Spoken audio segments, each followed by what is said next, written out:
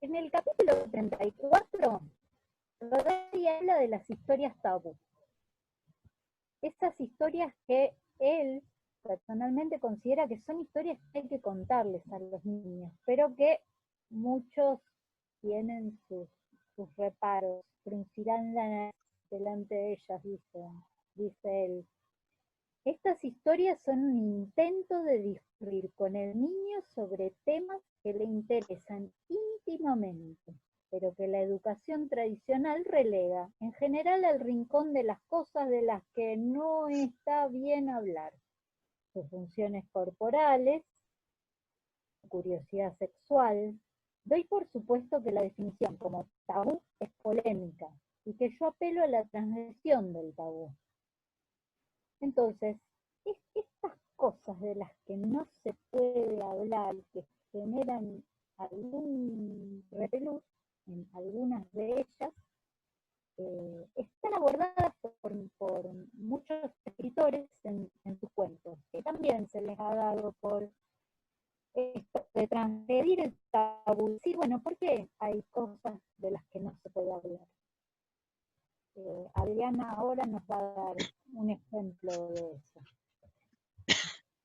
Probablemente una de las cosas de las que no se puede hablar en la literatura infantil más contemporánea, o no se puede, hubo una época en la que se discutió bastante si todos los temas, todas las cosas del mundo eran posibles de abordar en los cuentos para chicos. Bueno, uno de estos temas, no solamente los que tienen que ver con las funciones corporales o la sexualidad, sino también qué pasa con el fin de la vida. Y Gustavo Roldán se anima a abordar este tema en Como si el ruido pudiera molestar, que empieza así. Fue como si el viento hubiera comenzado a traer las penas, y de repente todos los animales se enteraron de la noticia. Abrieron muy grandes los ojos y la boca, y se quedaron con la boca abierta sin saber qué decir. Es que no había nada que decir. Las nubes que trajo el viento taparon al sol, y el viento se quedó quieto, dejó de ser viento y fue un murmullo entre las hojas, dejó de ser murmullo y apenas fue una palabra que corrió de boca en boca hasta que se perdió en la distancia. Ahora todos sabían el tatú estaba a punto de morir. Como si el ruido pudiera molestar.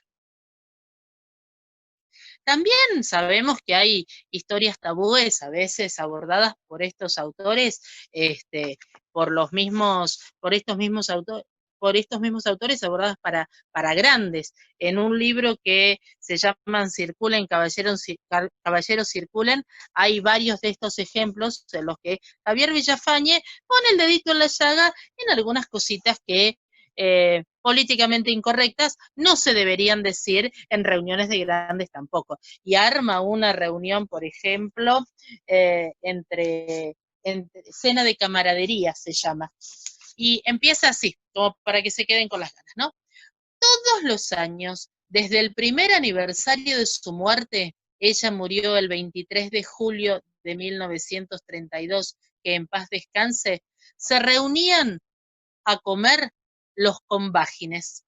La noche del 23 de julio de 1963, la primera cena de camaradería, asistieron 78 Combágines. Algunos fueron con su mujer y sus hijos, otros con su novia, otros solos, y el Combágine más joven, un estudiante de arquitectura, fue con su abuelo, un venerable anciano. Llegaron telegramas de Combágines que estaban en el extranjero, ramos de flores, tarjetas. Jamás en esas cenas de camaradería se habló de ella, jamás se pronunció su nombre. Los Combágines comían y bebían, hablaban de negocios, de historias, de fútbol, de filosofía, de inundaciones, de incendios. Se trataban de usted. Tenían distintas actividades. Unos eran médicos, otros deportistas, otros militares, otros músicos, otros contrabandistas, otros poetas, otros martilleros, otros industriales. Las señoras y las novias de los Combágines hablaban de modas y quedaban en visitarse al día siguiente, y los niños, después del postre, se dormían con los codos sobre la mesa. Los convágines se abrazaban al despedirse.